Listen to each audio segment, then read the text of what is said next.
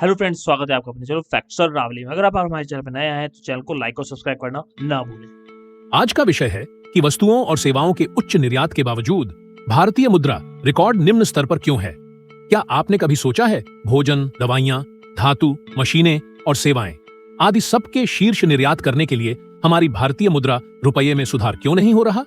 सब अपने अपने व्यूज दे रहे हैं, पर कोई भी न्यूज चैनल इस पे बात नहीं करता कभी भी, जो कि सबसे जरूरी टॉपिक होना चाहिए, क्योंकि देश में महंगाई सबसे पहले हमारे देश की करेंसी से रेगुलेट होती है।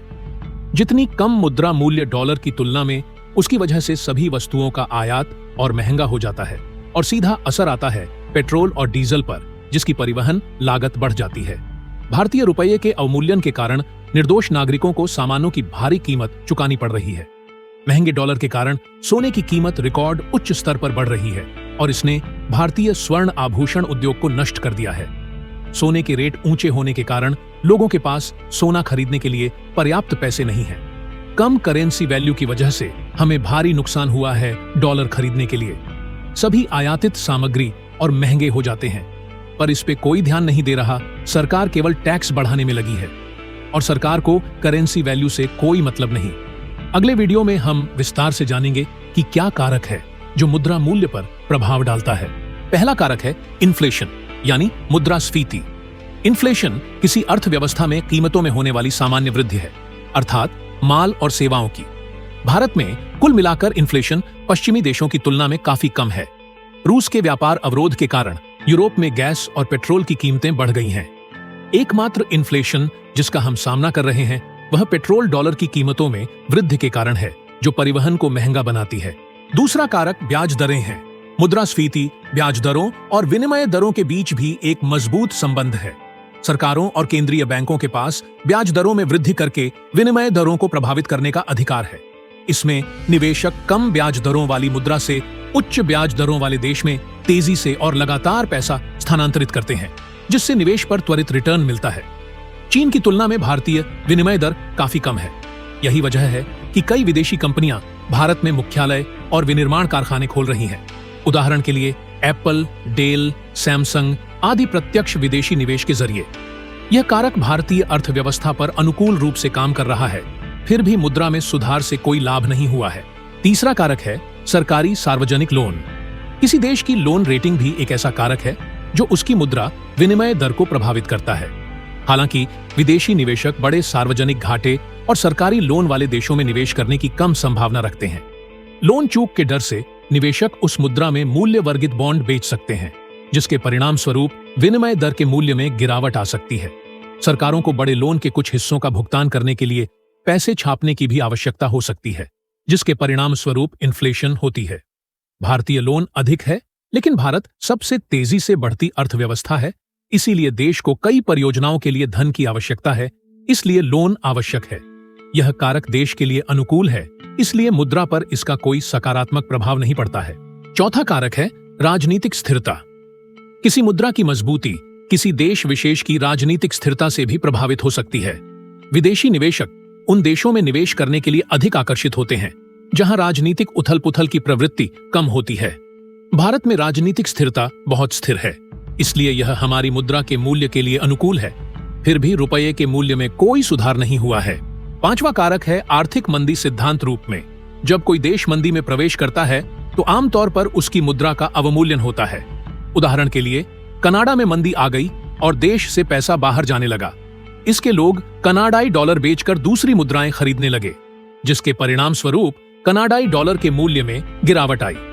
भारत दुनिया के पिछले मंदी के दौर में भी विजेता रहा था, जिसने मंदी नहीं दिखाई। इस बार भी भारत मंदी के मामले में काफी बेहतर स्थिति में है।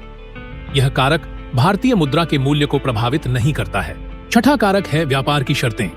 किसी देश के निर्यात की अधिक मांग का मतलब है व्यापार की शर्तों में सुधार, जिसके परिणाम स्वरूप राजस्व में वृद्धि होगी और परिणाम स्वरूप उस देश की मुद्रा की मांग में वृद्धि होगी। इससे स्वाभाविक रूप से उस मुद्रा का मूल्य बढ़ेगा। सेवाओं या वस्तुओं के मामले में निर्यात में चीन के बाद भारत अग्रणी है। यह कारक भारतीय मुद्रा के मूल्य के लिए भी अनुकूल है, फिर भी हमारी मुद्रा को इसका लाभ नहीं मिल रहा है। सातवां कारक करंट अकाउंट डेफिसिट, यानी चालू खाता घाटा। चालू खाता वस्तुओं और सेवाओं के आयात और निर्यात को मापता है। लेकिन किसी देश के निवेश के विदेशी धारकों को भुगतान, विदेशों में निवेश से प्राप्त भुगतान और फॉरेन एड एंड रेमिटेंसेस जैसे ट्रांसफर्स को भी मापता है। भारत का मुद्रा खाता घाटा केवल कुछ देशों के साथ है और भारत के पास कई देशों के साथ सरप्लस है।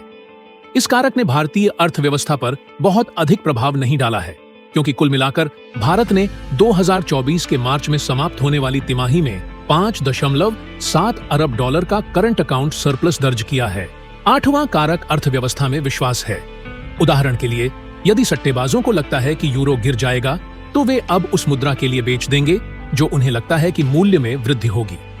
वर्तमान में भारतीय मुद्रा भारी मांग के बावजूद एशिया में सबसे कम प्रदर्शन करने वाली मुद्रा है, इसलिए इससे रुपये में विदेशी निवेशकों का विश्वास कम हो जाता है। फिर भी विदेशी निवेशक भारत में निवेश कर रहे हैं क्योंकि भारतीय शेयर बाजार शानदार प्रदर्शन कर रहा है। 9वां कारक सरकारी हस्तक्षेप है। सरकारों और केंद्रीय बैंकों के पास व्यापार नीतियों को तैयार करके, अधिक पैसे छापकर या ब्याज दरों को बढ़ाकर और घटाकर मुद्रा को स्थिर करने के लिए हस्तक्षेप करने का मौद्रिक अधिकार है। उदाहरण के लिए, चीन अपनी मुद्रा को मजबूत होने देने के लिए अनिच्छुक है क्योंकि इससे उसके निर्यात पर नकारात्मक प्रभाव पड़ेगा। चीनी सरकार का लक्ष्य चीनी मुद्रा युआन को कृत्रिम रूप से कम रखकर अपने निर्यात को बढ़ावा देना और विदेशी निवेश को आकर्षित करना है। निर्यात पर निर्भर अर्थव्यवस्था के रूप में चीन, जापान और दक्षिण कोरिया जैसे पड़ोसी देशों के साथ प्रतिस्पर्धा करने के लिए ऐसा करता है। चीन निर्यातकों से विदेशी मुद्रा खरीदता है और फिर उस मुद्रा को स्थानीय मुद्रा युआन में जारी करता है। फिर भी रुपये की तुलना में चीनी मुद्रा बहुत बेहतर स्थिति में है क्योंकि $1 10 युआन के बराबर है। लेकिन भारत सरकार ने भारतीय रुपये का इतना अवमूल्यन कर दिया है कि हमारे आयात बहुत महंगे हो गए हैं, जिसमें आवश्यक चीजें, सोना, पेट्रोल, दुर्लभ पृथ्वी धातुएं, सॉफ्टवेयर और कंप्यूटर हार्डवेयर आदि भी शामिल हैं। निष्कर्ष, मुझे उम्मीद है कि आपने मेरा पूरा वीडियो देखा होगा और सभी बिंदुओं की तुलना की होगी।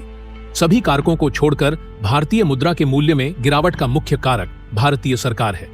भारतीय सरकार ने जानबूझकर उच्च दर पर डॉलर खरीदकर भारतीय मुद्रा को कम किया, जो भारतीय रुपये के मूल्य ह्रास का मुख्य कारक है।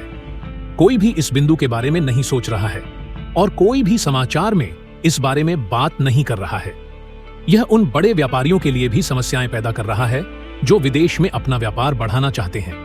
भारतीय मुद्रा की कम दर के कारण उनके लिए अपने व्यापार का विस्तार करना काफी महंगा है। दूसरा मुख्य बिंदु विदेशों से कच्चे तेल की खरीद पर निर्भरता है और वह देश केवल डॉलर में व्यापार करना चाहता है। तीसरा मुख्य बिंदु उच्च आयात मूल्य है।